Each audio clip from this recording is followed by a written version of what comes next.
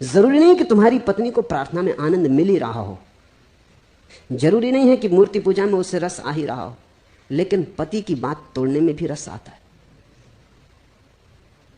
गुलामी तोड़ने में सभी को रस आता है, जबरदस्ती तोड़ने में सभी को रस आता है।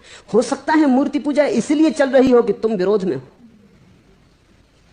कभी कभी कोई पति मेरे पास आ जाता, वो कहता मैं तो संन्यास ले रहा हूं, अब मेरी पत्नी। मैंने कहा अब जरा मुश्किल। पहले पत्नी आ जाए और संन्यास ले ले तो संभावना है कि पति को आज नहीं कल ले आएगी, लेकिन पति पहले आ जाए तो बहुत मुश्किल हो जाती। फिर तो पत्नी आती नहीं, फिर तो वो इस तरफ कान ही नहीं देती।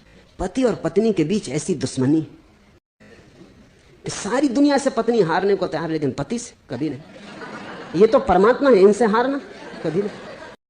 पश्चिम में बड़ा विचारक हुआ हेनरी थारो, किसी ने उससे पूछा कि तुमने विवाह क्यों ना किया। उसने कहा कि एक होटल से भोजन करके निकल रहा था, धक्कम धुक्का थी, भीड़ थी।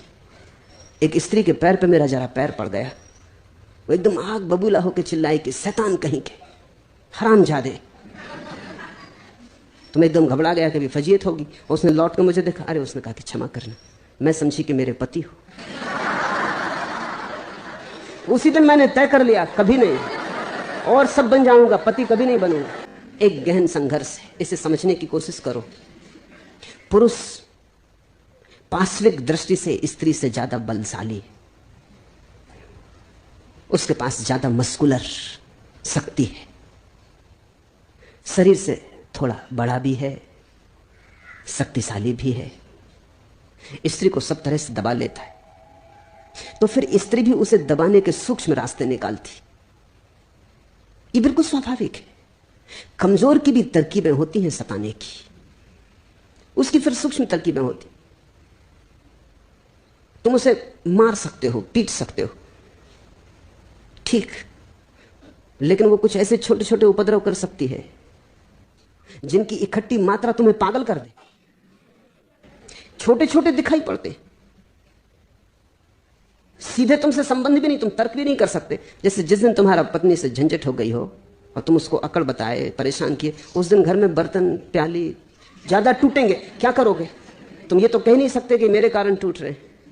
वो सीधा तुम पे हमला कर ही नहीं रही, वो तुम्हें नहीं मार रही, प्यालियों को मार रही।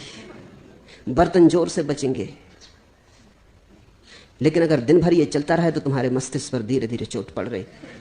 तुम जानते हो कि बर्तन किसके सिर पर टूट रहे, क्यों टूट रहे। दरवाजे जोर से लगेंगे, घर में एक तूफान सा मालूम पड़ेगा, सीधे वो तुम पर हमला भी नहीं करेगी। उसका हमला बड़ा सूक्ष्म होगा, बड़ा अहिंसक होगा, लेकिन वो तुम्हें तोड़ लेगी।